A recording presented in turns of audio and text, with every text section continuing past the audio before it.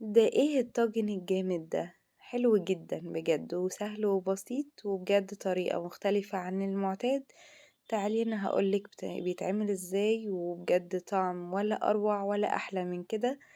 بجد حاجة جميلة جدا، عملته مع البطاطس. البطاطس كانت دايبة وجميلة جدا. تعالوا نشوف الطريقة. عندنا لحمة، ويفضل انها تكون قطعية واحدة، يعني قطعة واحدة، مش حتت متفرقة من اماكن يعني.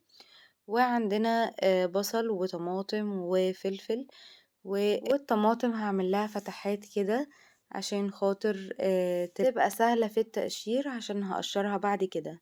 هحط بقى معلقة من الزيت كده عليها، وهحط رشة من الملح. تمام. وهغطيها واحط وتوم، هنحط كمان معلقة من التوم، توم مفروم او فصوص عادي جدا. وهغطيها بالفويل واحطها في الفرن.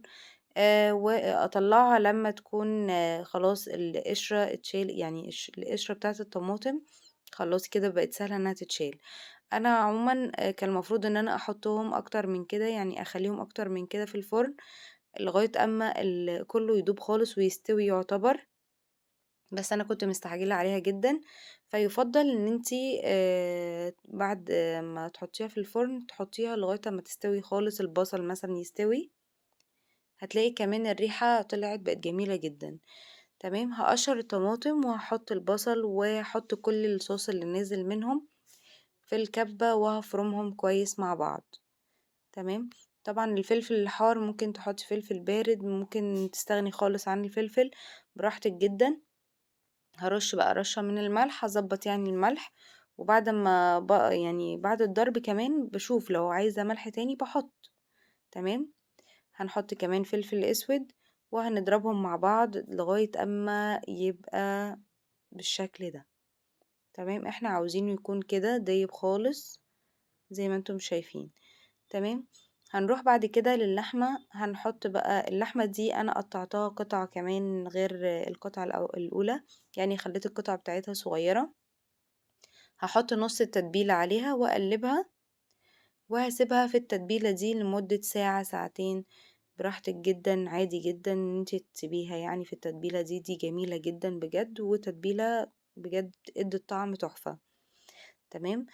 بعد ما اتبلت كويس بقى بعد ساعتين، هجيب حلة واحطها على النار مع معلقة من السمنة البلدي. تمام. او زبدة مع زيت براحتك جدا. هجيب بقى اللحمة، وبعد ما الحلة تسخن كويس وهنزل بيها كده هنزل باللحمة على الحلة. بتاخد الصدمة وبسيبها، ما بحطلهاش اي حاجة تاني يعني، ولا مية ولا اي حاجة. ولازم تكون الحلة سخنة جدا.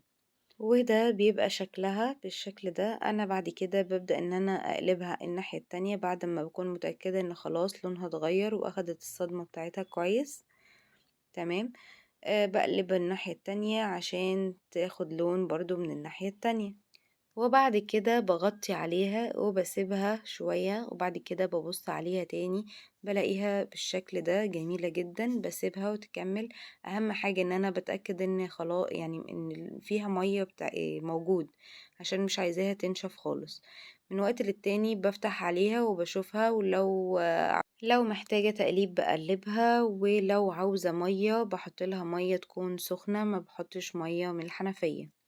وطبعا انا نسيت اقول لكم ان لازم تكون النار هادية بعد كده، يعني بعد ما بتاخد الصدمة بتاعتها بهدي النار وبغطي عليها، ما بسيبها على نار هادية. بسيبها لغاية اما تستوي 3/4 سوا، او لو عاوزاها سوا كامل عادي جدا. احنا بعد كده هنشوف هنعمل فيها ايه. هسيبها بقى واغطي عليها واسيبها. هروح بعد كده اشوف انا عاوزة بقى اجيب الخضار اللي انا عاوزة احطه. لو عندك بطاطس من اللي هي الصغيرة دي النونو دي جميلة جدا، او البصل الصغير تمام جدا. لكن للأسف انا ما كانش عندي، فقطعت بصل قطع صغيرة وقطعت البطاطس بالشكل ده عشان خاطر تتحمل معايا وما تتهريش معايا في الفرن. هحط بقى ملح وفلفل اسود وهقلبهم مع بعض. نروح بعد كده برضو لازم نبص على اللحمة من وقت للتاني، لازم يكون فيها سوائل كده، ما سيبهاش من غير سوائل. طبعا انا كنت اتأكدت انها خلاص بقت خلاص داخلة على السوا، ومش 3/4 سوا بس، لا هي خلاص فاضلها شوية صغيرين وخلاص كده هتكون استوت. حطيت البطاطس، لان البطاطس ما بتاخدش سوا يا جماعة، فلازم نخلي بالنا من الجزئية دي عشان خاطر ما نحطش البطاطس من بدري قوي وتتهري وتبقى معجنة معانا. تمام. بحطهم مع بعض كده وبسيبهم على النار بس شوية صغيرين، وبرجع بعد كده بحطهم في الطاجن بتاعنا اللي هندخله الفرن. هنحط بقى كل الكلام ده هنا، وبجد الطعم والريحة كانوا حكاية جدا. طبعا اوعوا تنسوا ان احنا كنا مبقيين تتبيلة، لان احنا حطينا نص التتبيلة مش التتبيلة كاملة. فهناخد بقى التتبيلة بتاعتنا دي ونحطها كده على الوش، ونحاول بس كده ان احنا نظبط الشكل كده شوية، وندخلها بعد كده الفرن تكمل السوا ولو عاوزة اشغل الشواية عليها هشغلها، لو ما اخدتش لون يعني ممكن اشغل الشواية عليها. بصوا بقى الجمال، كانت جميلة جدا بجد، وانصحك ان انت تجربيها لانها فعلا تستحق التجربة، وحاجة كويسة جدا يعني ادت طعم تحفة التتبيلة بتاعتنا دي.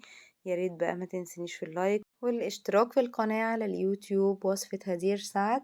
شكرا جدا ليكم، اتمنى ان انتوا تعملوا شير للفيديو على الفيسبوك عشان يوصل لاكبر عدد ممكن، وما تنسونيش في التعليقات الحلوة بتاعتكم عشان بتشجعني ان انا اكمل.